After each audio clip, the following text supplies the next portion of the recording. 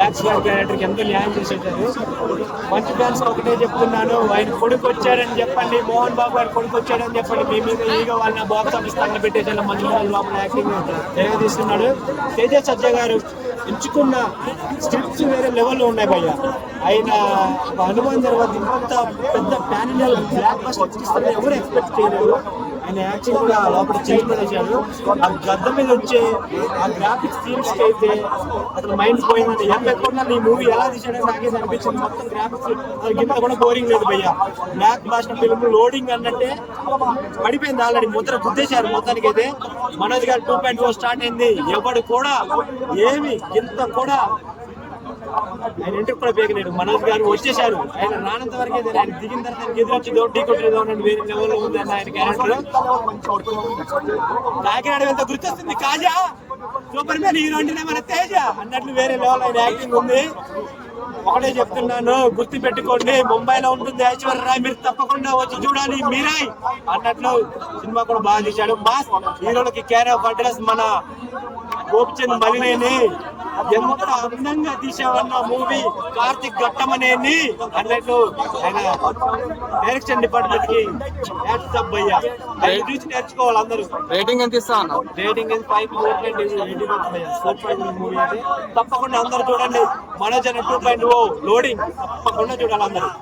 ఎట్లా అనిపిస్తుంది, మన దేవుళ్ళ కథను కొత్త జనరేషన్ లో తీసుకొచ్చి యూత్ కి కొత్త జనరేషన్ లో సినిమా తీస్తే ఎలా అనిపిస్తుంది? మొత్తం కూసుబంప్స్.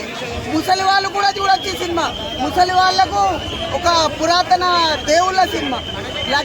మనోజ్ అన్న లక్షలాది మందిని చంపే క్రమంలో హీరో వెళ్ళి 9వ గ్రంథాన్ని దక్కించుకొని ఆ మంత్రగాన్ని అంతం చేసే కథ ఈ స్టోరీ. మనోజ్ యాక్టింగ్ వచ్చేసి తెలుగు ఇండస్ట్రీలో ఒక కొత్త విలన్ని చూడొచ్చు. ఈ సినిమా దెబ్బతో మనోజ్కి ఆఫర్లే స్టార్ అయిపోయాడు. మనోజ్ కూడా ఇప్పుడు స్టార్ అయిపోయాడు. 60 లాగ్ అని మాత్రం అనకండి, లాగ్ అంటే మాత్రం మీరు నమ్మకండి. వచ్చి సినిమా చూడండి, మీకే అర్థమవుతుంది. నెక్స్ట్ పార్ట్ విఎఫ్ఎక్స్ కన్నా ఎంత beautiful VFX, top notch VFX. ఏదో తీసాము సినిమా జనానికి వదిలేసాము అని కాకుండా ఒక మంచి అవుట్పుట్ తో మనం ముందుకు వచ్చారు. మనం అవెంజర్స్ చూసాము, అలానే గేమ్ ఆఫ్ థ్రోన్స్ కూడా అందరికీ తెలుసు. గేమ్ ఆఫ్ థ్రోన్స్ లో డ్రాగన్స్ ఎలా అయితే ఎగురుతుంటే మనం ఫీల్ అవుతామో, ఇక్కడ పక్షి సీన్ ట్రైలర్ లో అందరూ చూసారు. సో పక్షి సీన్ అసలు వేరే లెవెల్ ఉండిందన్న. అది ఒక్కటే కాకుండా ట్రైలర్ లోదే కాకుండా అది శాంపుల్ మాత్రమే. తర్వాత ఇంకా చాలా ఉండింది. ఆ పక్షితో చాలా ఇంపార్టెంట్ రోల్ ప్లే చేసింది కూడా పక్షి.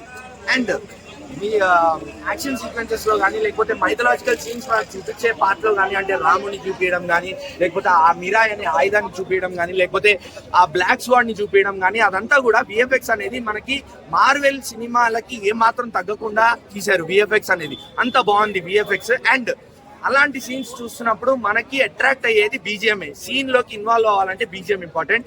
హరిగౌర గారు మీరు చాలా బ్యూటిఫుల్ వర్క్ చేశారు. బీజిఎం అనేది మాకు నెత్తికి ఎక్కేసింది.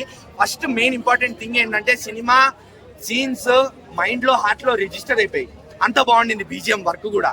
అండ్ మంచు మనోజ్ గారు బ్లాక్ స్వార్డ్ మహావీర్ రామాగా కనిపిస్తారు స్క్రీన్ లో. అండ్ ఆయన స్క్రీన్ నేమ్ కి తగ్గట్టు, ఆయన సినిమాలో ఆయన పేరుకి తగ్గట్టు రాకింగ్ పర్ఫార్మెన్స్. అసలు ఒక మంచి కంబ్యాక్.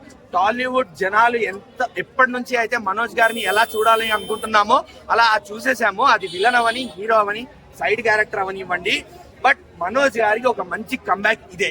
నన్ను అడిగితే మాత్రం మంచు మనోజ్ గారు ఇలానే కంటిన్యూ అవ్వాలి. మంచి మంచి స్క్రిప్ట్లు చేసుకుంటూ ఇలానే ఇంకా టీఎఫ్ఐ ప్రజలకి కనిపిస్తూనే ఉండాలి.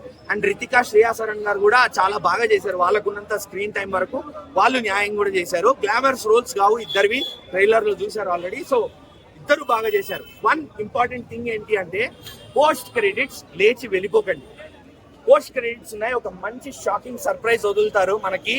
అది మాత్రం లేచి వెళ్ళిపోకండి. టైటిల్స్ పడ్డాయి, ఎండ్ టైటిల్స్.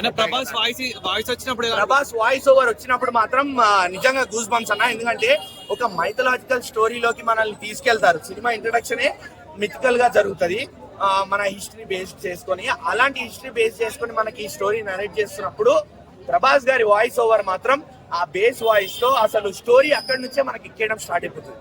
అందుకే పోస్ట్ క్రెడిట్స్ కూడా మిస్ అవ్వకండి. పోస్ట్ క్రెడిట్స్ అంతే హై ఇస్తుంది.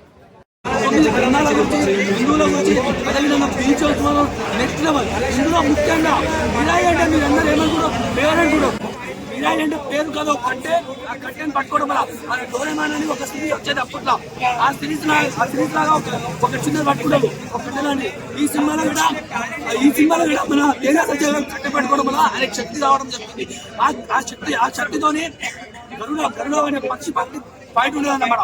పక్షి పాయింట్, ఆ పక్షి పాయింట్ మనం నెక్స్ట్ లెవెల్. అదేవిధంగా ఇందులో జగపతి బాబు, అదేవిధంగా హీరోయిన్ కి రితికా నాయక్ గారు, అదేవిధంగా